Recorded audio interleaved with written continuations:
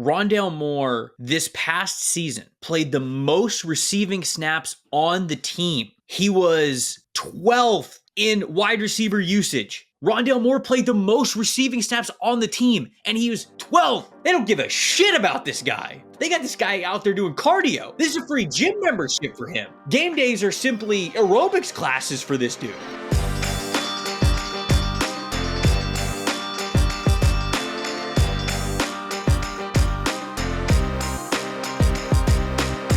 Welcome to the opening bell of the NFL Stock Exchange podcast. I'm Trevor Sikkema. That is Connor Rogers. Joining you guys on the final, we think, edition of Fix Your Franchise for this 2024 draft cycle. And with it, we are doing the Arizona Cardinals. I know so many people are throwing tomatoes at us. They're pissed. They're booing at the car or wherever they're listening to this podcast because we did not do their team. We had a lot of fans reach out, but ultimately, we chose the Arizona Cardinals. One, because it is a true fixture franchise. We get to fix a team that didn't perform well last year. Two, they got a lot of draft picks, and it is a draft show. But three, Connor, we said this when we were texting back and forth, agonizing over which team would be the last team. And at the end of the day, we say it's a pot of the people. You guys chose it. We got the most tweets, messages, comments about the Arizona Cardinals over the last, I would say, month and a half. And so we can't ignore those. We say that it's a pod for you guys. So here we are doing the Cardinals. But, buddy, there's a lot to talk about here, especially draft-centric, and I'm excited to get into it. That's right. We try to be the draft pod and community for the people. It's as simple as that. So we went to, and we agonized over this. We did. We actually had picked a different team until about 4 hours before recording because it's hard. I guess next year, you and I have been really busy this season, but it would be nice next year to try to outline how to do more of these. I think, honestly, full transparency, you and I are surprised at how well these were taken this year. Y'all That's seem really to love what them. It is. The first year I felt like we did 4. Yeah. You know, it was just like it was a fun series of, hey, what do we do in December and January before we get into like Senior Bowl, Shrine Bowl, things like that. And this year, because you guys liked it so much the previous season, we decided to do more, and it feels like we didn't even do enough. Like I had somebody reach out to us, I think it was in the YouTube comments, saying, look, I know this might be a long shot, but can you guys fix the 49ers? Like there's a lot of things that they could do this offseason. And, they were saying, like, I get it. They might win the Super Bowl, but they just really enjoy these deep dives for their specific That's what teams. it is. So we hear you guys, and we want to do more team-centric stuff on this channel. It might not be like the full episode. Sometimes maybe summer content. We could get into like big team previews, things like that. We could do some team-specific big boards, all that stuff. But you guys seem to really like this, and we want to provide you with the content, obviously, that you enjoy. So today, that's in the form of our final fixture franchise with the Arizona Cardinals. Before I get to that, speaking of how awesome our listeners are, shout out to Chris, Max, and whoever else was in the photo that I tweeted out from the stands of the South Carolina versus Kentucky men's basketball game.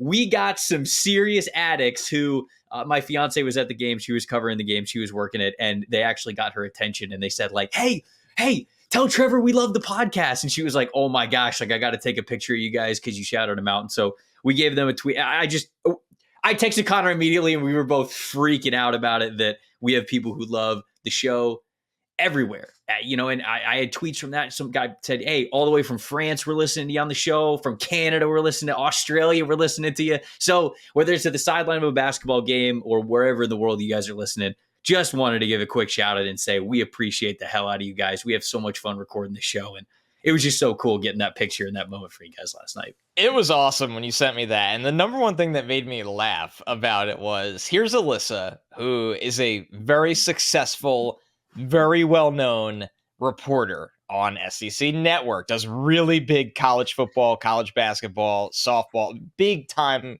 games. And when she's walking, these guys flagging her down, she's probably thinking like, oh, brother, what do these guys want? And it's about her fiance's podcast. That's the thing that made me laugh the most. It's a very lighthearted moment that we loved very much. Yeah. So appreciate you guys. Big shout out there. That was fun to get that picture. So, All right, buddy. Where do you want to start with the Cardinals? I can start off with just some records, some stats of EPA Sure. per play if you want to do that, and okay, Yeah. we'll go from there. So Arizona, 4-13 record this season, and honestly, the record feels way worse than it actually looked.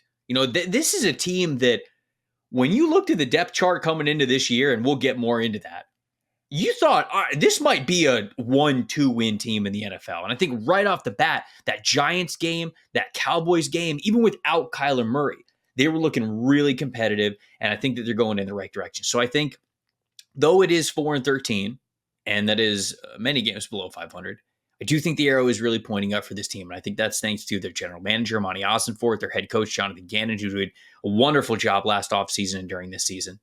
8-1 against the spread. I wanted to mention that. So sort of right around where Vegas thought them. I thought it would be a little bit better, honestly, against the spread, but wanted to shout that out too.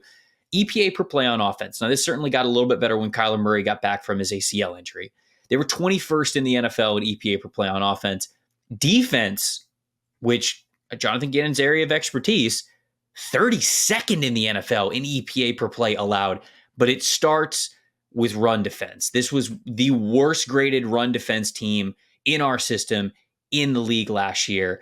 And I don't think that was a big Jonathan Gannon problem, Connor. I think it was just this roster didn't have the horses to run the race, if That's you will. it. They just did not have the dudes to be able to play good defense last year. They did not. It's hard, man. No matter how smart you are or how innovative you are or how much you prepare, there is something to this league that if you don't have the players, the ingredients, you simply can't make it work. There's certain parts of a game or even a season you can get through with, depth pieces. But I mean, this is a team that came into the year and a lot of their frontline starters would traditionally be depth pieces from most NFL teams. That's just the reality of it. Some young, Right. and don't get me wrong, they have their veterans that are good football players, even when not even just when Kyler came back, but James Conner, obviously. They have Hollywood Brown. I mean, DJ Humphries has been playing tackle for them for a while. But yeah, I'm with you that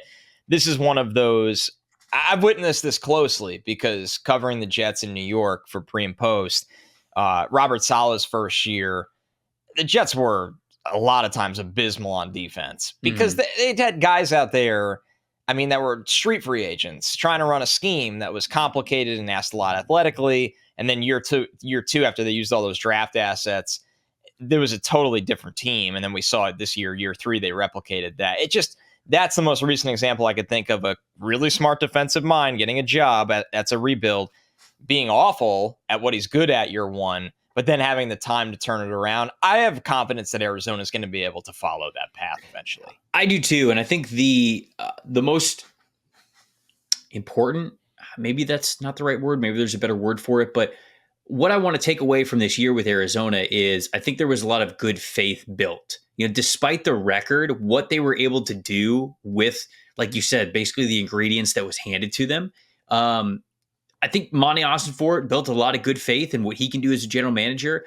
I think Jonathan Gannon built a lot of good faith. And even though the results weren't great compared to teams making the postseason, it makes you feel good about where they're going. And so if they would have looked terrible this year, like maybe the roster would have indicated, I think people could have looked at that and said, yeah, of course, they don't have the guys, but they would have been terrible.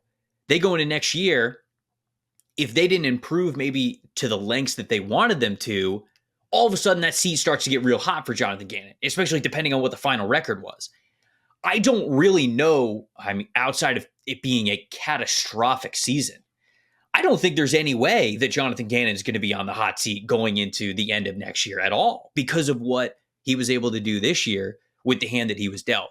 So I think from those two guys, I think there's a lot of good faith there. I think for Kyler Murray as well. And I do want to just start with the Kyler Murray conversation because there was a time when early on in the PFF mock draft simulator days for the 2024 NFL draft cycle, the Cardinals had picks 1 and 2. And we were sitting here thinking, wow, what is this team going to do with picks 1 and 2 in this draft? And now they're picking 4th and 27th, which is hilarious. Wild. I found an article in just doing some research for this podcast. This is on Arizona Cardinals, azcardinals.com. This is from the team. And I don't blame them for this at all. It's just kind of funny. This article was written in August. And it says, oh God, where's the quote? It talked about some of the trades that they did in last year's draft. The centerpiece of the wheeling and dealing was acquiring the Houston Texans' first and third round picks for the trade down on Thursday. The Texans are expected to struggle this upcoming season, especially with rookie quarterback C.J. Stroud, and this pick could find its way into the top 5. Well, we were right there with you. We all thought it until we weren't. So obviously, they don't have the ability to now hold their own destiny for one of these top quarterbacks. And I don't think that they would have picked one anyways because of the way that Kyler played. And Kyler had his lowest graded season, I believe, as a passer this year. No, not quite. Last year, before he got hurt, was a little bit worse. But you look at who he was throwing to this year, it was never going to be as good as it's looked in the years past. In 2021, when he was having that MVP caliber season, he had 43 big-time throws and just 14 turnover-worthy plays. He had an average depth of target of 8.6. Passing yards per attempt was all the way up to 7.5, and none of those numbers are even close this past year. But I still believe that he did enough with what was given to earn that good faith and to, without question, be this starting caliber quarterback for them moving forward. So Kyler, all things considered, to me, had a great year, and we're not even talking about quarterback anymore for Arizona. That's what's so amazing about this episode, specifically, is that it is one of those that you go into it and you got a GM, you got a head coach and a coaching staff, and the biggest surprise is you got a quarterback, or you're going forward with your quarterback. And there's nothing wrong with that. I mean, Kyler has almost become an underappreciated player in this league under center. So the Texans, why they're such an interesting rebuild is it's everything else just about on this roster. But the fact that they have 13 selections in this draft and 6 in the top 100, I mean, that's the kind of draft that you're not only, who knows if they really have a 13-man draft class, although they're a team that could carry one. I mean, when you go through this roster, not a lot of teams where you go, they can carry, 11, 12 rookies. What's the most draft picks ever? I mean, I'm sure. Well, they cap you, right? There is a limit. Do they? Or there was. Oh, no, I just looked up Georgia statistics. You ever hear the Idzik 12? No.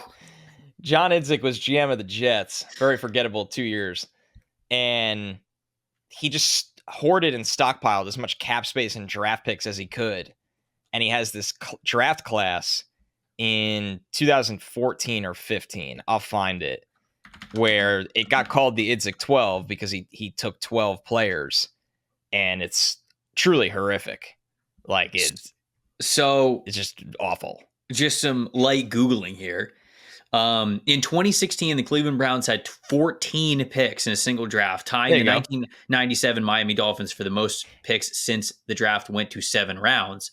But in 2020, the Minnesota Vikings had 15 picks, giving them the record for the most picks since the draft was limited to 7 rounds.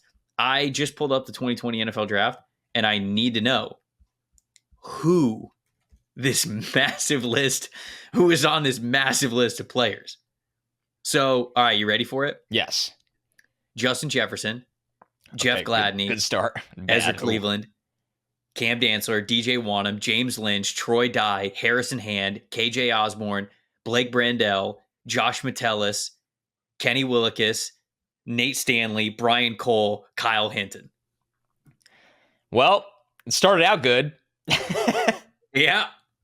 They had 2 first-round picks, 3 fourth-round picks, 2 fifth, 2 sixth, 4 seventh. That's a lot. That's too many. There is such thing. There really is. There is such thing as too many. When you look at just the actual hit rate outside of rounds 1, we'll even say 2, you'd be better to maneuver putting those picks together and going up.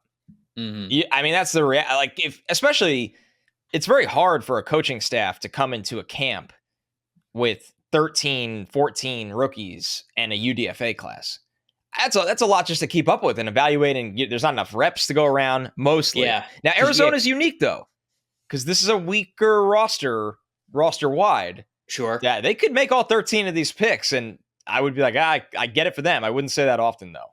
All right. So you want to, okay. So let's, I want to talk about Monty a little bit. We can talk about that when we get more towards the mock draft that we're going to do at the end of the show. We'll also talk about free agency, which, by the way, just doing some research, I don't think people have the right number out there with Cardinals cap space. And that seems to be common. Like, people just go off of whatever the highest number is. Like, wherever they see the highest number, they go, oh, they have this much cap space. Yeah. And like, I've seen people say that they've got like $58 million in cap space, almost $60 million in cap space. And that's not close to what I have, unless they cut some people, which we'll get into in a second. But right. Sure, let's break down the roster. We do need to break down this roster.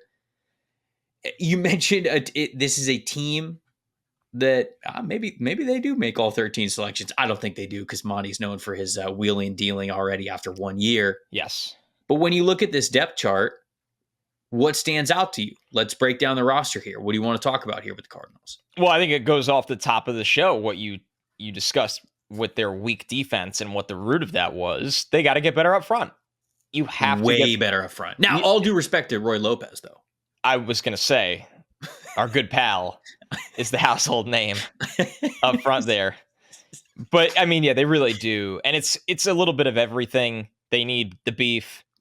They need an attacking, 3-tech kind of player. Mm-hmm. They need more pass rushers.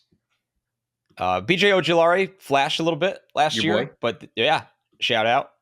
But this front needs a makeover. There's no way around it. They should look totally different. I mean, that's where I just start. That's where everything starts for me, because I don't think this was a team that couldn't score points this year.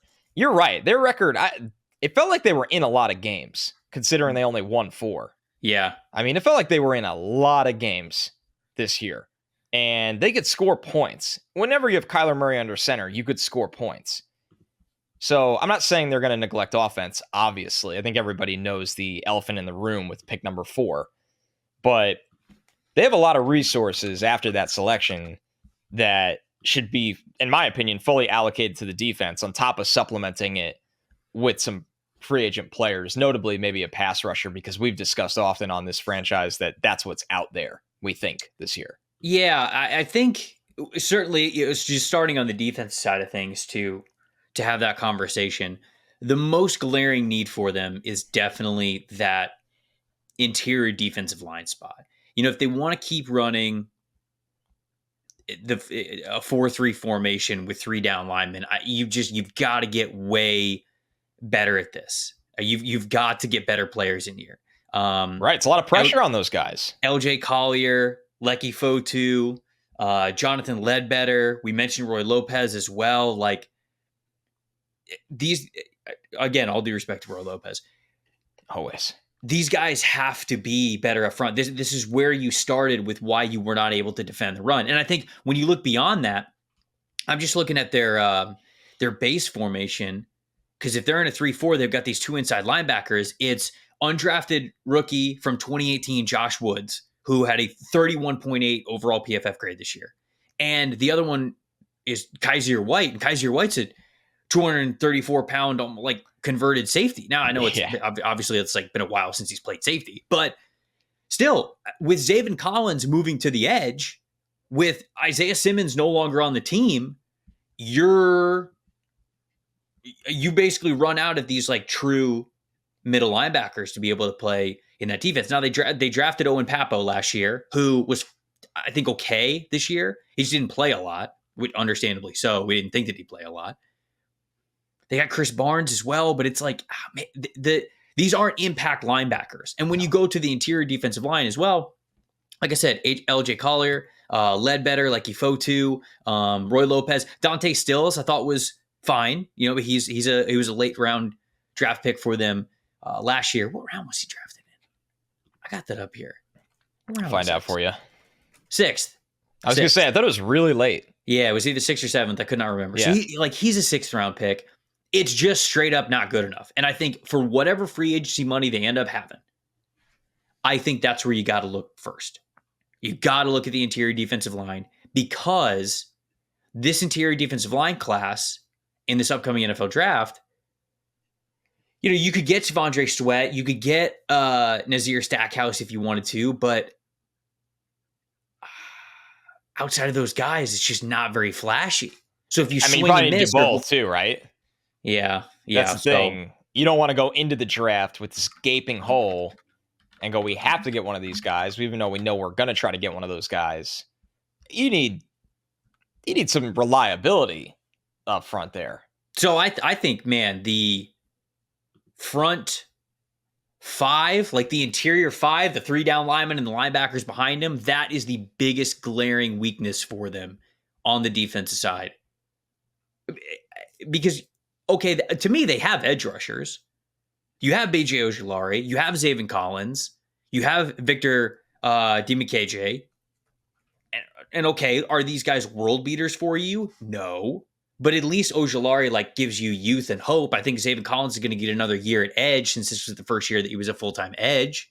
So you're not hopeless there. You at least have something to invest in. And then the secondary is just young. It was always going to be young. Really young, besides Budda Baker.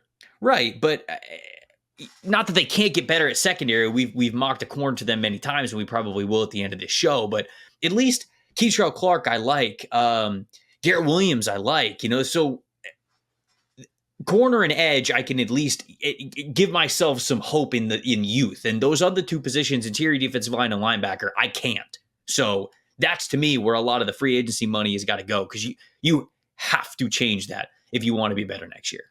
Right. And I mean, looking at some guys that they could go after, I think one of my first calls is to Leonard Williams, right? Oh, sure. That's the exact kind of player I feel like they need. He might not get you 12 sacks, but he's going to play the hell out of the run. You've already seen him a little bit in this division this year after the Giants traded him to Seattle. I mean, he's going to chip in as a pass rusher for you. There's no denying that, but he's somebody that is going to hold the point of attack. He can handle doubles, and he's going to plop right down there at DN for you on that front and be a mainstay for a ton of snaps. Mm-hmm. That's one of my first calls. And I know some people, could counter and say, well, Leonard Williams, he's 29, he'll be 30. It could be a little expensive. By the time we think we're really good again, will he be going the wrong way? And I just don't. I think they just need stability in there. I would agree. I would get stability in there. And I think this. By the way, let me emphasize this. I don't look at this team as getting rolled over next year. You got a veteran quarterback. Oh, he shouldn't. Yeah. If they hit on this draft and make a couple tweaks in free agency, why can't you compete in this division with what you have under center? Yeah. I mean, I am with you. If I'm the Cardinals, I'm not shying away from a player who I know can really help me continue the upward trajectory of my organization, just because he might be a little bit older. And D tackles, they've aged well in this league lately, it feels like. I mean, you got Calais Campbell out there at 37 who's still playing the hell out of. Right. Yeah. I mean, him and Cam Hayward are just it's timeless, truly. Yeah, truly timeless is what's the damn? Product placement. It immediately triggered a memory in my head. You saying, it truly is timeless, and I can't even remember what the product is, so I can't even make the reference. So that was a fail on my part. But anyways, maybe if you guys invest more money in your product next time in your advertisement, maybe I'll be able to remember the whole thing. Get wrecked, whoever you are. So yeah, all right. We'll just blend it, and we'll talk a little bit about free agency here, because I agree this is kind of the way that the conversation will naturally move. As far as over the cap has it, their effective cap space, which remember, effective cap space takes the total cap space that they are projected to have And it factors in getting the roster to at least 51 players and then also signing whatever your entire rookie class is. So for the Cardinals, they have a lot of draft picks. It's going to cost them more, especially more top 100 draft picks. So that's going to be accounted for more. I think their raw cap space number is somewhere around 45 million. And the effective cap space number that Over the Cap has is 30 million. Exactly. It's a big dip when you have that many picks allocated. Correct. So I agree with you. I think Leonard Williams should be on the radar. I like Christian Wilkins as well. I like Justin Madubuike. Yeah, this is a good year to DJ Reader. Because I think, Reader is absolutely on my list. If you want to go a little bit cheaper even, Grover Stewart as well. Like big, hulking, strong interior defensive linemen. Like these guys are all varied in price. If you look at our projected per year numbers for each one of these guys, which you can do over at pff.com. If you have a subscription, by the way, MDS30 gets you 30% off. Just letting you guys know. Sweet. Justin Madubuike, Brad projects it, which Brad cap goat, $23 million a year. Christian Wilkins, $19 million a year. DJ Reader, $15 million a year. Grover Stewart, $10 million a year. So those are the guys that really jumped out to me. I didn't check what Leonard Williams is. I can actually check that in a second here. Let's see. Leonard Williams, 17 for Leonard Williams. And I know people out there are probably like, what about Chris Jones? Chris Jones would be $30 million a year. So if you want to go out and get Chris Jones and basically it's Chris Jones and a bunch of rookies, you can. More power to you. I just don't think they're going to do it. So I would definitely go after your interior defensive line in free agency. To me, it makes a ton of sense for them to be able to operate like that. Now, before we get to some other positions, because there are some other positions, when you look at their cap space, there is some potential for some room that they could create. These aren't like guarantees you got to do it. If you move on from DJ Humphries, their left tackle, you save another $9 million. If you move on from James Conner, you save another $5 million. If you move on from Budda Baker, because I think Budda Baker's got a club option, like if you let Budda Baker walk, I think that's $14 million that you would say. So there is plenty of room to save more money, but if you're replacing DJ Humphries, you got to have a backup plan because he's your left tackle. So you could say, oh, we're going to flip Paris Johnson Jr. back over to the left side where he played in college and where he's probably more comfortable. Maybe that's the long-term idea for him anyways. Okay, you got to have a plan for right tackle. And just straight up going into the draft with a hole at right tackle, that's not ideal. So if you cut him, you have to have some sort of contingency plan. You're probably going to have to go sign somebody anyways. They're not going to move on from Budda Baker. Unless Budda Baker really wants out, I don't think they're going to move on from him. There's a culture aspect there too. And then James Conner, I think people can look at that one and be like, James Conner, not the best running back in the league. You can save $5 million. James Conner was not even freaking close the leading rusher on this team. I mean, DeMercado was second on this team with like 290 rushing yards or something. James Conner had over 1,000.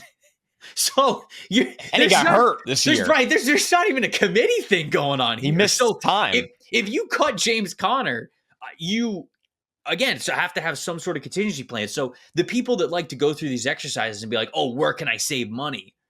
It's when I look at that 30 mil that the Cardinals have projected right now, I kind of think that's going to be the number. I don't think they're going to create a ton more cap space. I really don't. Maybe a little bit here and there, but that's also without signing Marquise Brown, who's an unrestricted free agent, who I don't think they're going to sign anyways, because that would be 15 mil on your cap. I think they're probably going to let him walk. So that's a little preface into the free agent conversation, but I didn't know if there were any other free agents that you had your eye on that you wanted to throw out there, but just wanted to kind of set the stage for people. No, that totally checks out. I mean, they're a team that I do agree with your initial stance too, that I don't know if this is a team that's going out and just spending wildly either. It's not like they've been hoarding $90 million in cap space and they're going to go buy up the free agency market. I think that they'll spend wisely, and I think they can get an impact player. But I also think that goes back to why you don't want to be too quick to just start cutting everybody as well. Mm-hmm. I think that honestly, and I don't want to jump ahead to the draft, but it does tie into free agency, so I'll bring this up because you brought up Humphries. It is so fascinating, the split. And I don't even know where I land right now between people that think they need to draft a left tackle because Paris played right this year and move on from Humphreys, and the people that think it's insane. When I see the conversations, it's just two totally different sides. It's not even like a discussion over the middle of, well, maybe they could do that, or it depends if Marv falls, or I think it's one of the most interesting aspects of the team. I would love to know how they see their offensive line. I don't know if internally they're going to move on from Humphreys. I don't. Offensive line, you don't just chop offensive linemen in this league. Right. It's not as easy as people make it out to be in Madden, like playing Madden. It's always great to have a floor in this league on the offensive line. Right, because look, Humphreys is 30. He's 30 years old. He just turned 30. I don't have his contract up right in front of me, but he had his worst year of his career statistically this past season. Okay. I'm well aware of that. I understand that. Right. Still, he's got experience. He's been with the organization a long time. He's had some good years. In fact, 2022, the year for him. Okay, as a run blocker, he wasn't great according to our system, but like pass blocker, he's been fine. And that's kind of what it's about anyways. What are you losing if you cut him? Because you're going to have to go out and replace him. Like I mentioned, you don't have another offensive tackle on the roster that you could play at that spot and be comfortable with it. So I think he's still around. As I hammer away on my mechanical keyboard. Love that. He has, and we're assuming he'll be healthy. Obviously, he tore his ACL right at the end of the year. So we're going with the assumption. When did he tear his ACL? What month? It was the first week of January. It was in the win against the Eagles. So, but you don't make those decisions based on if a guy's going to miss the first week or two of the season. You know. Yeah, it's interesting to me though. It really is. I think they're keeping him. I think so too. So, all right, we're gonna get into some team needs, some more specific team needs. Actually, I do want to hit on a couple more free agents, but before we do that, we got to talk about our friends over at Fabric. If you got a family, then you got to get them term life insurance to protect them. I mean, plain and simple. It's one of the smartest financial decisions that you're going to make. And the start of the new year is the perfect time to get it done, so you can just focus on whatever else the year has in store for you. Fabric was designed by parents for parents to get you high quality, surprisingly affordable term life insurance policies in less than 10 minutes. You can get your personalized quote in just minutes and apply whenever it is convenient for you. It is all online and to your schedule. They even have flexible policies like $1 million in coverage for less than $1 a day. You can go from start to cover it in less than 10 minutes with no health exam required. You can join the thousands of parents who trust Fabric to protect their family and apply today in just minutes over at meetfabric.com/stock exchange. That is meetfabric.com/stock exchange, meetfabric.com/stock exchange. Policies are issued by Western Southern Life Assurance Company. Not available in certain states. Prices subject to underwriting and health questions. Okay, I mentioned that I think they're okay at corner. They don't need to panic at corner. I would still see who they might be able to get in free agency. I mean, you could, let's be real. You could argue for any position on this football team. There is no position on this football team besides tight end where you're like, they can't do that. And quarterback, of course. But if Jalen Johnson or L'Jarius Sneed hit the market,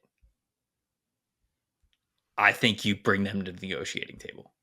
Right. And I know Bears fans are just furious every time we bring up the possibility. I know. I'm just saying. Can I just say something? Because Trevor and I, we don't do this for all this stuff we do, but this show especially, we read the comments because this is a community and I love the involvement and the feedback and getting everybody involved, and it's awesome. But when I see comments like that are discussing what a GM said in a press conference, I've just been doing this long enough that I think Jalen Johnson's going to be back with the Bears. Let me say that first. But what a GM says in a press conference is never going to stop me from talking about potentials of the offseason. GM wants good player to stay. Breaking news.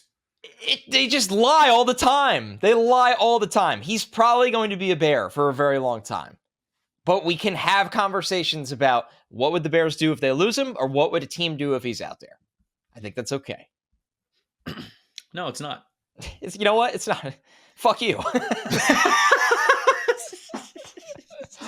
Oh, man. Other corners who could hit the market, Kendall Fuller, maybe, but Man, you went from Jalen Johnson and L'Jarius Sneed to Kendall Fuller. well, That says that's a lot how. about this corner class. Well, okay, so but that's how it goes, right? That's No, why I'm not saying you're wrong. Wanted to shout out corner because if one of these two dudes hits the market, which neither of them should, although obviously Kansas City's situation is a little Yeah, but the tag complex for with Chris corner, Jones. the tag for corner is not even bad. That's why it's so hard to. Yeah, what is the tag for this year for corners? Probably really low. So I don't think either of those guys hit the market. But then you got like Kendall Fuller, Chidobe Awuzie, Stephon Gilmore, Steven Nelson.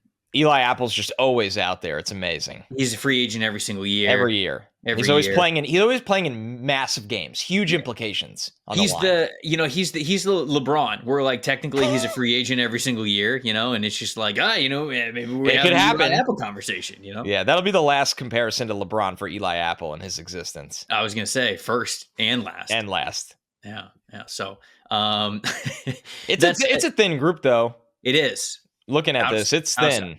Outside of those guys at the top. That's why, again, going back to kind of our original strategy for the Cardinals, we think a lot of things need to change for them on the defense side of the football, and interior defensive line is where we believe you should spend the money. Now, what about on offense? We talked a little bit about the DJ Humphrey situation. We talked a little bit about James Conner. I think that both of those guys are back.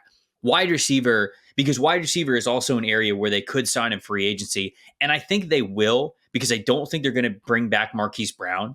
I wonder if he just gets too much somewhere else simply because of the speed factor. But it's more than just Marquise Brown. Michael Wilson, which if you've been listening to this podcast since last draft season, you already knew the man was going to go off. And he did. He's one of the greatest wide receivers of all time. And we knew that was going to happen. No, but he's been fine for his rookie year. So I think that he is going to be a staple for them. I think that Greg Dortch has been fine as well. I think he's going to stick around. I think Rondale Moore gets traded. And I don't have any rumors, any talk with anybody about that. I think Rondale gets traded. Maybe I'm crazy for that, but wow, that mechanical keyboard is earning its money. So Rondale Moore is going into the final year of his rookie deal. Yeah, because he wasn't a first-round pick. Right. Rondale Moore, this past season, played the most receiving snaps on the team. 517 receiving snaps. He was, where is his number?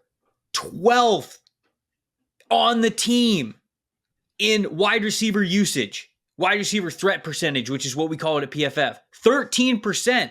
Remember, folks, the good centerpiece players, the ones that are consistently involved in the offense, they're somewhere around mid-high 20s.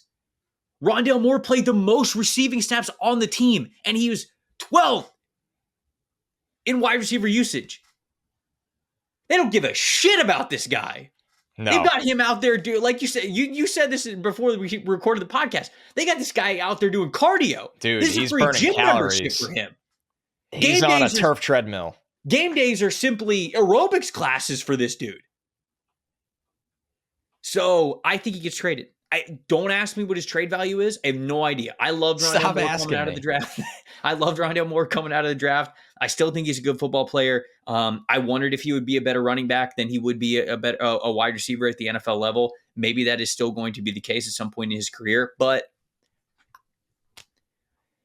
if on that Cardinals team, you targeted him 13% of his routes, buddy, it's only getting better from here. I don't, and when I say that, I mean the wide receiver room around him. So what makes you think he's going to just jump up to the 20s after that? I don't. I think he's getting traded. The question is, what could you get back for him right now? Ham sandwich with no mayo. That's extra. Man. That's dark. It's like what they give you on a plane. Let me see. What's been his wide receiver usage throughout his career? Okay, he started. Now, this is obviously different because it's Cliff Kingsbury. His first year, his rookie year, he was targeted on 24.2% of his routes. And then in 2022 was 19.9. And then this past year was 13. God, it's rough. We're going in the wrong direction. If somebody did trade for him, you would think that they are going to try to make him a scat back full time. I mean, you probably get like a fourth or a fifth for him at this point. Right. Which I don't know if that's worth it. To me, it wouldn't be worth it. But I like Rondale Moore. I know. He's had some big plays for them this year with this staff. I don't know if they do. It's, yeah. It is hard to see his role. Maybe it's just growing. Maybe it's just the wide receiver room's too thin anyways. Right. We need a veteran in here that we've called upon before. Yeah. But I don't know. I figured that I would shout that out. So anything else on the team building roster side before we get into the draft? No, because this is a long, exciting draft. I'm kind of, anxious to get into it. Whoo! Let's get into it. Let's pull it up. Mock Draft Simulator. Here it is, friends. I will try to not pick Brock Bowers by accident this time. Trevor versus the mock draft machine. Oh, brother! It's like the Bills versus the Chiefs, man. I was gonna say it's not even a rivalry. You gotta win a couple for it to be considered a rivalry. So, all right, here we go. The Cardinals have a lot of picks. I mentioned 6 in the top 100. I think we get all 6 here, obviously, with a 3-round mock draft for them. So, let's start it off. Let's see who goes where. Oh no! How did this happen? You knew it was gonna happen. Yeah, Gerard Mayo lied to us. This is not good. So, for those who are audio only and just wondered what the hell happened, the mock draft machine broke. Caleb Williams. The IRS raided my house. Caleb Williams went 1. Drake May went 2. Marvin Harrison Jr. went 3 to the New England Patriots. It's a tough scene. It is. I think we're going to go fix the Giants. Thanks, everybody, for watching. Thanks for watching. So, no draft this is a legitimate scenario for them. And I actually think that we should have a little bit of fun here. This could happen. Why can't, right? Right. This probably happens in draft rooms every year where you wore your best suit for draft night. The catering's there. Everybody's excited. You get on the clock. Oh, well, this sucks. It's the reaping sowing meme. It is the reaping sowing meme. It really is. So I think we should have a little bit of fun with this because, as I mentioned, Monty Ossenfort has been very clearly, even just in the 1 year with him as a general manager, shown that he is open to some wheeling and dealing, some moving. He's not afraid of it. And yeah, I was reading articles before this show about how calm he was on draft night because he felt like he knew all of the scenarios, he knew the stakes, he knew the value, and that's what allowed the Cardinals to move from number 3 all the way back to number 12, and then from number 12 back up to number 6. And in doing so, they picked up an extra 1st and 3rd round picks for this year's draft. So they got the guy that they probably would have picked at 3 in Paris Johnson Jr., and instead picked him at 6, but just because there was a little bit of risk involved and he kind of had to have a staring contest or a game of chicken, he picked up an extra 1st and 3rd round picks for it. Now, obviously, that 1st round pick a lot lower in the draft than we thought that it was going to be. But even with that being the case, it's an extra 1st round pick. You love to see it. So, yeah, look at somebody who this dude has been in scouting because he came up through scouting. He began his career as an intern for the Minnesota Vikings in 2021 before serving in the scouting department for the Houston Texans during their inaugural season in 2022. Then for the next 20 years, Trevor. What did I say? 2022? You said 2021 and then 2022. That'd be a wild rise. Intern in 2021 and then GM. Yeah, that's going to be me. It could. It'd be interesting if you were in your 30s and an intern. Yeah, sometimes nothing wrong with that. Late bloomers. That's right. Career switch, right. So 2001 and then 2002. And for the last 20 years, he has been in scouting departments around the NFL. And so he has come up through scouting. So he not only understands how to scout and how to view player talent, he understands the draft game. He's been involved in scouting staff that have determined, okay, is this guy worth trading up, trading back? Like, what Tell me about all this. So he seems to be pretty confident in his identity as a GM and as somebody who can wheel and deal a little bit. So I would like to do this here with Jaden Daniels on the board. Somebody will come up to this pick. Is very realistic. Who's trading up for him? The Giants or the Falcons, or I mean, I'll tell you right now, I think the Raiders. If we want to go, I don't know if I want the Vikings, the Broncos, but I think we shouldn't go that far back.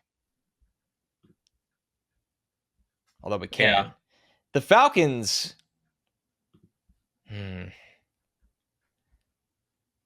This is interesting. Let's do the Giants then. Right. Because the Giants guarantee you one of Malik Neighbors or Rome Odunze. That's the smart play. Because the Chargers very well could take a wide receiver, but you're still guaranteed one of them. Right. You're not going to play yourself. And if offensive line is in the equation at all either, as well, I should say, you don't want to get past the Titans at 7 because they're going to take one. Yep. So let's trade with the Giants to make this happen. Okay. Giants given 6, 4. I don't know what the value is. They got a lot of picks this year, so they're probably going next year. It's probably what? A second next year? But for our mock draft, we should take the pick this year. Yeah, but... Okay, no, I got an idea. The only way I would do that is if they're like moving up from another pick. Yeah, why don't you trade some of the fodder in this as well? Okay, so they get 39. Yeah. And they get back what, like 66 and 71? It feels like we're giving up too much. 66 and yeah, you're in the right range. Yeah. Okay. So the Giants move up 2 spots in round 1 to get a quarterback, but they move back 20. No, yeah, this is way too much. We're giving them way too much. We're giving them way too much, especially for a quarterback. That's the thing. This price is different. Okay, so I'm thinking either like 90 or 104. 104, that seems fair. If I wasn't an idiot, I would, and I know this isn't perfect 188 science, but let's check the trade value chart just for, why not? Just why not? Exactly. Okay. So what's the gap? Okay, so the Giants, it's 200 points for them to move up from 6 to 4. Okay, but premium as well for quarterback. Of course, this is just the baseline. There's going to be a tax here because it's a quarterback. Right. So what's 139 or what's 39 worth? 510. Okay. So that's honestly maybe the trade. Man, first and second, to move up. It really just might be the trade. It cost us our other top 40 pick, but we got up for a quarterback. Yeah, obviously, I think we're trying to make it make sense because we're trying to get rid of some of these picks because they're not going to do all 13. But I mean, let's just go first and second. Super creative. You could also get 70 from the Giants in exchange for. I'll find something that works. Hold on one sec. You can get 70 from the Giants for. Oh, I love this shit. 91 and 134. Okay. Because I'm still charging a tax, but that gives us a good baseline. That's fine. Including the tax. So it's a little bit more realistic than just the chart. It's a blockbuster. It is a blockbuster. I love this kind of stuff. I know, me too.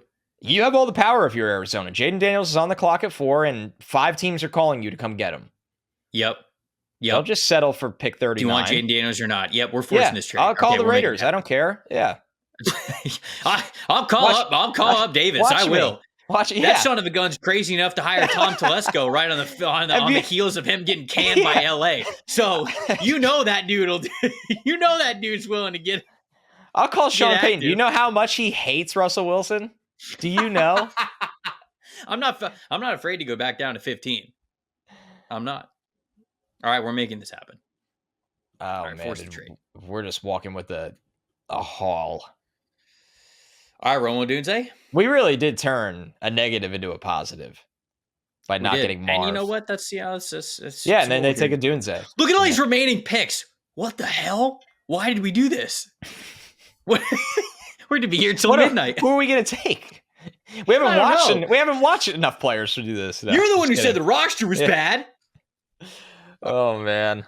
So is there a debate here between offensive tackle and wide receiver for you, or are we going Romo Odunze? I have all significantly higher than Odunze, but it kind of defeats our whole combo of the show that we think they keep Humphries. And also with all the picks they have, you can cut him next year. Right, and why can't you still take a tackle later on? This is a deep tackle class. That's what I'm saying. Yeah. Whoa. Yeah, but hold on. I mean, nobody's Joe Alt, in my opinion, but right, you know how it goes. If you want a good tackle, take one early. Right? Typically. Just because the timeline doesn't exactly maybe line up with Humphries. Yeah, you still take the best player. You take the best player. I think I'd take Joe Alt here. Okay. I mean, you're not going to hear an argument from me because I have them separated by, I'll tell you right now, 9 spots. They're going to be closer for me, but I still think I'd take Joe Alt. Do it. I would take Joe Alt. I mean, now you have Alt and Paris as your tackles. You don't even think about tackle for a long time. Yeah. Can you trade Humphries? Yeah. With how needy offense. The problem is that he's hurt. That's the brutal thing in all of this. Yeah, but that's also reason to draft Joe Alt. I agree with that. I was talking about from the trade perspective. No, I know, but I'm but you're 100% right. Okay. It gives you more. Okay, let's go Joe Alt. Let's do it. We're still going to get wide receiver help for this team. Oh, baby, are we ever? Right. All right, so we're picking at 27. Oh, look at Tyler Nubin going 26 to the Bucks. Good player. Todd Bowles knows his safeties. You know what? I'm really happy for Tyler Nubin. Super Bowl winning safety, Todd Bowles. Just a Minnesota safety duo in Tampa now. That'd be pretty gnarly. That would be pretty gnarly. Okay, this is the draft. I'm just scrolling it so everybody could see how it went. And then Cardinals up at 27. So wide receiver options, Brian Thomas Jr. still on the board, Ladd McConkey, Tez Walker, Keon Coleman, A.D. Mitchell. Now we're also picking 35 and 39 here. So we don't even have to pick wide receiver here if we don't want. This is a fall, though, for me for Thomas. I think he's a top 20 player. I think Thomas, very clearly on the PFF board, he's the highest guy who's left. So Thomas, I think, makes sense. Kamari Lassiter is still here. I think he makes sense.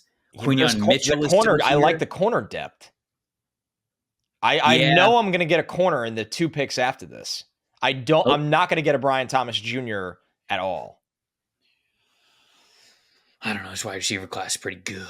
I think he's being vastly underrated at this point. What about like a Leonard Taylor or a Byron Murphy or Murphy is the conversation again. We'll have that combo when we do the D-line rankings.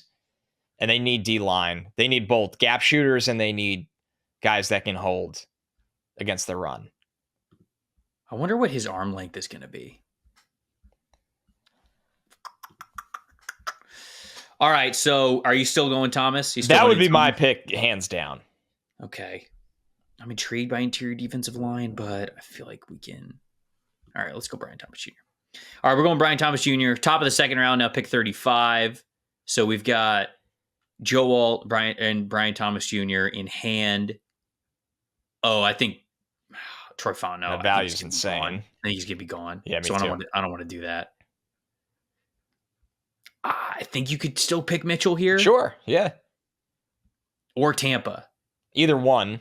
I have no problem with either. So we have 35 and we have 39. I think one of these picks is a corner and I think the other is a wide receiver. Double up on wide receiver. Because I don't know if Byron Murphy's going to make it to the second round. So you want to avoid doing that pick here. Yeah. Okay. Wow. What a rise for him. I mean, I think I just don't think it's insane. I know he was early in DJ's mock draft. I get it.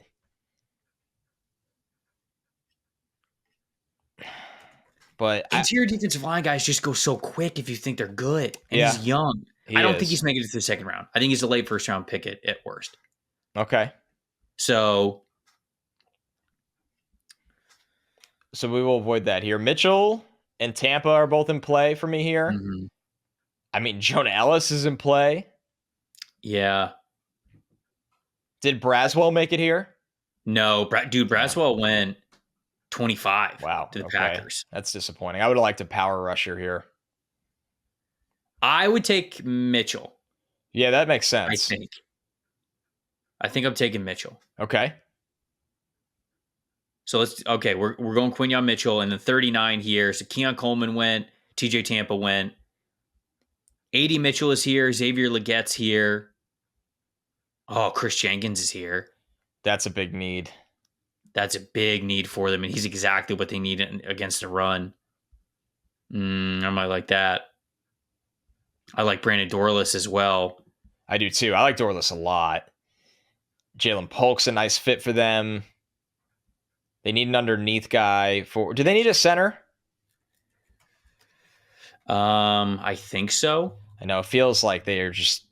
You could kind of say, yeah, unless they think Gaines can develop, but he felt like more of a depth draft piece.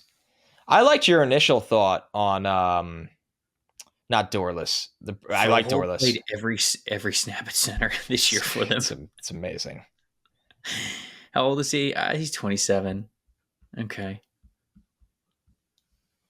Maybe they don't need one. Go. Who did we pass again that you liked in that spot? What do you mean? Jenkins you liked. Oh yeah, Jenkins is here, who I like. That's a no-brainer for this team. I think it's between Chris Jenkins and let's say that they spend money on they have an interior defense. They have to sign one of the guys we talked DJ about. Reader, yeah. Leonard Williams, on and on. Leonard Williams, Justin Madubuike, yeah. Christian Wilkins. Yep. Like Sheldon Rankins is out there. Like they're gonna get one. Yeah, at least one of those notable players. What's our next pick? 66. So we probably have to take Jenkins now if we want him. Yes, totally. And just a reminder, everybody that sees Byron Murphy there, we're acting like he's gone. Right. So T'Vondre Sweat's still here. I think you'd be able to get him though at the next pick. Maybe not in this scenario, but I think he's one of those guys that 66, top of the third round. All right, you want to? Yeah, who knows? Dorlus is a sneaky nice pick for this team because he has some flexibility up front. I think he's a good football player. Yeah, I like Dorlus a lot. I would be really happy if he fell to the next pick here, but it's probably not. I don't think it's likely. No, not with where he is on the PFF big board at 55. Oh man, this is brutal. I think he might be there at the top of the third round, like in all reality. Sure. But I don't think he's going to be there in this scenario. Is there... Are you kind of like fighting interior defensive line because of wide receiver? Well, I would take Polk here if I was going to take anyone. But no, I have no problem addressing a big need in Jenkins. I like Jenkins a lot. He's very run first kind of player. That pass rush green light did not come on this year, but at least he's athletic. I think we should wait for interior defensive line till round 3. Then let's do something a little bit more fun. We also are going under the assumption of our actual plan that we dished out money for interior defensive line help. That needs to be factoring into the draft strategy. Right. All right, so you would go Polk? I would go Polk because now I've built my offense that I have a vertical guy in Brian Thomas Jr. I think Michael Wilson can do everything, and I think Polk's your short and underneath guy. And I'm not even thinking about wide receiver after that. But Trey McBride is just great. So you already have a great pass catching tight end. I like A.D. Mitchell and Xavier Legette more, but you don't think that's you're just taking stretch guys, right? Legette maybe not, but Mitchell's definitely a vertical guy once again. Yes. I didn't see any polish in his game in short and intermediate. I think he's fine, but like Legette's the player that you would throw screens to. Right, you know, Rondale Moore is gone if we take Legette. Rondale Moore was supposed to be the manufactured touches guy. Okay. I mean, listen, I'm a fan of Leggett, so The more I think about it, the more I'm like, Michael Wilson can be sort of a short to medium, like route running kind of a player for you. Leggett could be your yards after the catch guy. Like he's the dude who you could put on screens, drag routes, right. crossers. It's cliche, but you want him to be your Debo. And nobody's Debo, but you want him to be a guy that you find a way to get the ball in his hands. Let's draft Leggett. Okay. All right, we're going Xavier Leggett. 66. Sione Vaki's Junior Colson. Yeah, I love Junior Colson. Sione Vaki's a fun pick. Dude. It's a really fun pick for this team. Bro, Vaki might be like RB5 in this class. I know. And he doesn't even play it full time. And he played it for like 2 games, like against Cal, and then I can't remember who the other team was, but yeah, man, I think Junior Colson's on the board here. I think he's my best available player. Sanders still is just a favorite of this show. Yeah, they need good players. Yeah, I like the Dwayne Carter pick as well. Yeah, I like Christian Haynes. Like they need to get way better in the interior offensive line for sure. What's the interior O-line board look like right now? I will tell you. Yeah, it would be Haynes. Tate went back to school. I got to take him off there. Yep. I was alerted that he had went back to school and I missed that. Haynes, Mahogany, like Haynes. I think it would be Haynes for me. And then we have a pick in 4 picks and then 5 picks. We have 70 and then 71. So we run this. Yeah, we do. Monty Austin Ford is out here, brothers. Let's go Colson. He's my best available player. Okay, we're gonna go Junior Colson, and then I think we should go Christian Haynes next. Okay, guard center flexibility. Yep.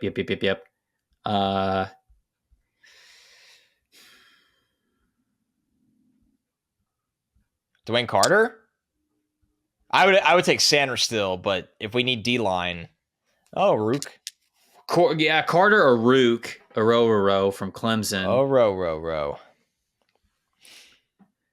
Do they need another running back? Like, do we want to give him Trey Benson? I think this is the team that you just do that on day 3. Just take 2 flyers on day 3. Like, let's not use a real asset at running back for this team. Okay. Yeah, Jerry Jones, Marshawn Nealand. Slot corner class is just sitting pretty right now. I know. I kind of like the Sanders still. That's the pick where it's... I like Keitrell Clark, but it's like, do I like him over not picking Sanders still? No. Probably not. No. Oh, it's Sanders still with Jonathan Gannon would be fun. All right, let's do it. You want to do it? Yeah. Okay. Picking Mikey Sanders still at 71. So, this is our recap of the Arizona Cardinals draft. Look at this bad boy. It's an awesome draft. God. Oh. All right, so we moved back from 4 to 6. We got an extra 2nd and 3rd round selections for it. And in doing so, we got Joe Alt. So we've got 2 young bookend tackles. We got Brian Thomas Jr. We got Quinyon Mitchell to play as one of the CB's opposite Garrett Williams. Xavier Leggett on this team as well, who now this sets up Xavier Leggett, Brian Thomas Jr., Michael Wilson, Rondale Moore, Greg Dortch with Trey McBride at tight end. That's young, but like you got a lot of talent in that receiver. Got a lot bigger at wide receiver too. Yes. Junior Colson to start at one of the inside linebacker spots that I think is a major need for them. Christian Haynes to compete for either center or guard, and then Mike Sanders still to give you a flexible nickel corner / safety player. Oh boy. Yeah. So we all after all that we did not take interior defensive line, but it's because you and I said we could buy it. Right, you could buy that. You could buy those guys. Got to buy something. You're adding at least one more piece on the interior defensive line. Probably a big splash in free agency is what I should say. So there we go. We did it. They've been asking, Cardinals fans for a long time for this one. The people have been asking, and I think we delivered. We did. We delivered. We absolutely delivered. All right, before we get into kind of what we've got coming down the pipe for over the next couple of weeks, Shrine and Senior Bowl, got to shout out our friends over at Prize Picks, the largest daily fantasy sports platform in North America. Easiest, most exciting way to play DFS. It's just you against the numbers. You pick more, you pick less. Folks, it's just that easy. Instead of battling thousands of players, including pros and sharks, you pick more or less on 2 to 6 player stat projections, and you just watch the winnings roll in. Eli is flying high off of his hit from last week. What's he got cooking for us this week? What's he got? Oh, this is pure vibes pick, he said. So Christian McCaffrey. Oh, okay, so this is a boosted bet. So if you go over to Prize Picks, I think this is just a boosted one because it's Christian McCaffrey more than 0.5 rushing yards. So guy's going to get that. Travis Kelce more than 39.5 receiving yards. Amon-Ra St. Brown more than 59.5 receiving yards. And Gus Edwards more than 37.5 rushing yards. Folks, that one sounds like we might have 2 in a row. I don't want to jinx anything. I want to counter chickens. But it sounds like we could have 2 in a row here. Go to prizepicks.com, use promo code NFLSC, and if you do, you get a first deposit match up to $100. That is prizepicks.com/NFLSC. Use that promo code NFLSC, and you'll get a first deposit match up to $100. You pick more, you pick less. It's that easy, my friends. Also, if you enjoy the mock draft experience that you have seen throughout this show, I said earlier, but I'll repeat it. MDS30 gets you 30% off of a premium PFF subscription. It gets you the full unlocked mock draft simulator, going all through 7 rounds. You can do all sorts of trades, like we did here on this show. It also gets you a lot of the free agency tools that we mentioned when we were talking about the free agency portion of the show. So MDS30, get yourself 30% off. It's a great bang for your buck deal to start this new year to usher in draft season. Whenever you see us do stuff on this show, you'll be able to do it over at pff.com yourself. Connor, tomorrow, I fly to Dallas for the Shrine Bowl. We're kicking it off, my friend. It begins. And so my watch begins. Your watch. And yours will shortly after that as well. I will make my way to the wall shortly. That is for sure. I fly to Mobile Monday night. I will see you there. Our next show, the next time you guys see us, we will be, I guess, at our hotel. Probably at our hotel, recording a Senior Bowl, not recap, because it'll be after 2 days of practice. Everything we've thought of the Senior Bowl so far, pretty easy format. Because the roster is so good that it's just so relevant. And then after that, we will be releasing a mock draft Friday. Why is my brain spazzing out right now? When the schedule changes, I just melt. I turn into a potato. No. So Shrine Bowl is this weekend. And even though we're not going to have a episode on the show due to just like scheduling, where I just don't think that we're going to be able to do it. Maybe we could do one Sunday, but that's a big TBD because it kind of just depends on schedules and all that stuff. So even though we won't have a dedicated Shrine Bowl episode, the channel, we're going to try to do some shorts on this. Like I'm going to give you guys all sorts of updates of like players that I'm watching, players that are standing out. I'll have practice footage clips from that's great. Hopefully field level of where you guys can see how these guys are playing some of their best plays throughout the Shrine Bowl. We'll do the same thing for Senior Bowl, but Senior Bowl, we will have that dedicated episode at least on Wednesday. And then like Connor mentioned, we will have a mock draft episode for you post Shrine and Senior Bowl. So that's a ton of movement, a ton of changes. And just like the Combine, maybe not as much, but there's a lot of factor in here.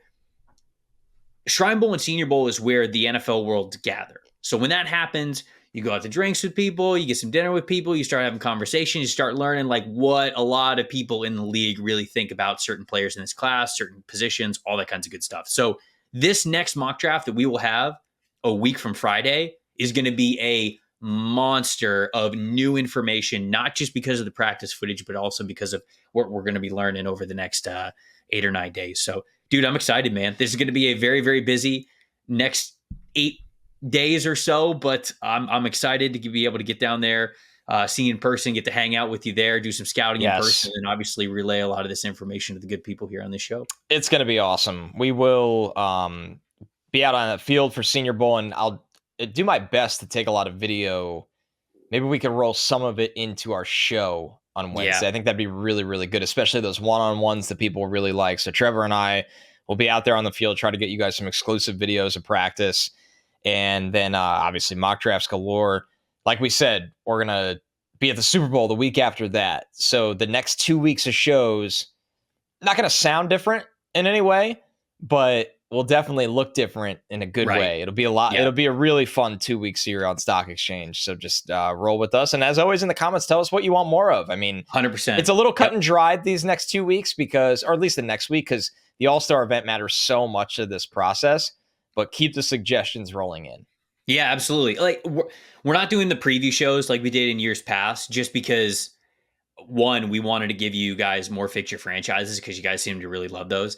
And two, we'll be able to give you plenty of information as it is unfolding. And we kind of thought that that was more valuable than doing the preview stuff. So like Connor said, let us know in the comments what you guys want to see. If it's more practice footage clips, we can tell our editors, Ryan specifically, like, hey, like let's try to get these up as like shorts or little things that we could say about players after each day. Like if that's what you guys want, we will try to give you as much of that as possible. But let us know in the comments. That's the best way to do that. You can do the same with what you guys thought of this episode. Obviously, we would love to hear your feedback. That was a wild, long 3-round mock draft. And so we were kind of wheeling and dealing all over the place. So let us know what you thought about like the value, the picks, the process, all that kinds of good stuff. And then what you guys think about the Arizona Cardinals as well. Best way to do that, of course. What? Go ahead. We should just go live when we're in Vegas for the Super Bowl on the channel. See how that goes. Just what? Like on the streets of Vegas? Everywhere. Casinos, Radio Row. Streets. Let's book a David Blaine Mind Freak show, and we'll just like go live. But we're not showing the actual magic show. Like we're just doing a pod while the magic show is going on in the background. That definitely won't get taken down for copyright. Maybe it will. But look, we're gonna come up with as much crazy, fun, creative stuff as we can over the next couple of weeks to give you guys an insight and kind of what's going on into our world and the scouting world. But keep up with us on social media at Tampa Bay Trey, at Connor J. Rogers on both Instagram and Twitter. And then we'll just post everything that we possibly can here to this channel to make sure you guys are very informed. Till then, I'm Trevor Sikkema. That's Connor Rogers. Thank you guys so much for watching and listening to the NFL Stock Exchange podcast. We'll see you guys next week.